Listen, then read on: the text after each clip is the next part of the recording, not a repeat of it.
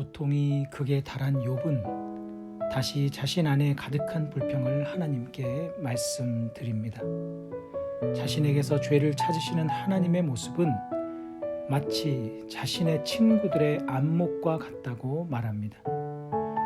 사람의 안목이 아니고서야 어찌 자신의 무죄함을 알지 못하시느냐는 뜻입니다. 또한 이어서 하나님께 자신의 인생에 대한 책임을 묻습니다. 나를 만드실 때는 언제고 지금은 멸하십니까? 나를 창조하실 때는 언제고 다시 나를 티끌로 돌려보내려 하십니까?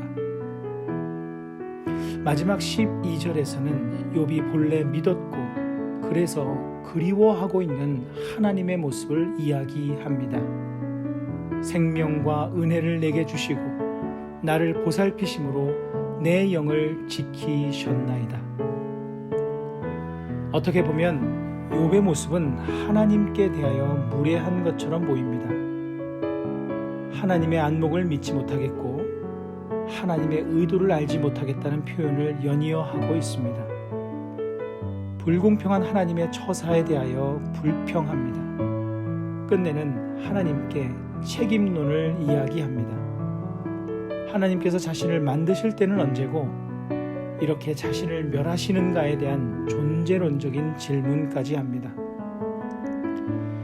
그런데 욥의 이야기를 잘 들어보면 욥은 지금 하나님 앞에서 자신이 믿고 있는 바를 제대로 표출하고 있음을 보게 됩니다.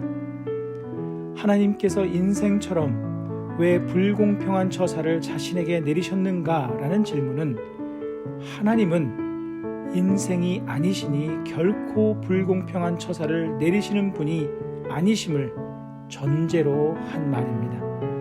또한 하나님께서 창조하신 자신을 지금은 티끌로 돌려보내려 하시는가라는 수사학적인 질문은 하나님의 주권을 부정한 것이라기보다는 오히려 인정한 것입니다. 창조주도 하나님이시요 티끌로 돌려보내시는 분도 하나님이시라는 믿음을 전제로 한 말입니다. 먼저 하나님의 불공평함에 대하여 우리는 바른 이해를 할 필요가 있습니다. 욥은 지금 불공평함을 논하지만 하나님은 절대적으로 공평하시다는 믿음을 전제로 말을 하고 있습니다.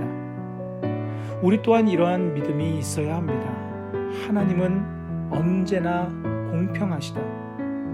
하나님의 판단은 언제나 정확하시다. 하나님은 항상 옳으시다.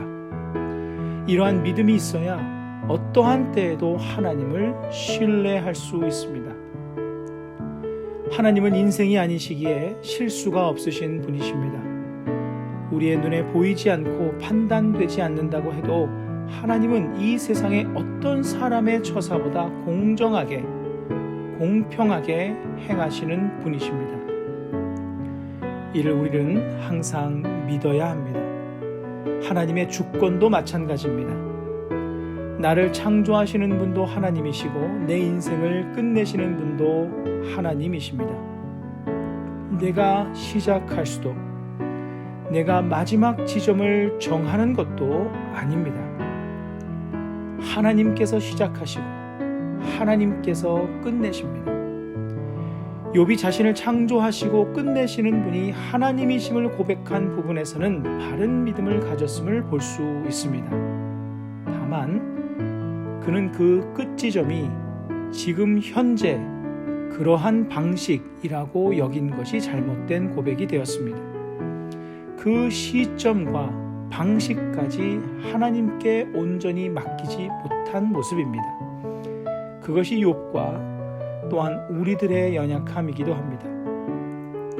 하나님은 지금 그 시점에 욥의 생을 끝내지 않으셨습니다. 그러한 방식이 아닌 회복 후에 평온하게 그의 삶을 마감시키셨습니다.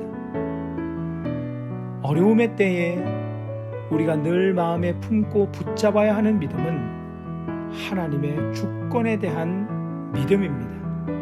하나님의 주권을 인정하는 것이 믿음입니다. 오늘 말씀을 생각하시면서 함께 기도하는 시간을 갖겠습니다.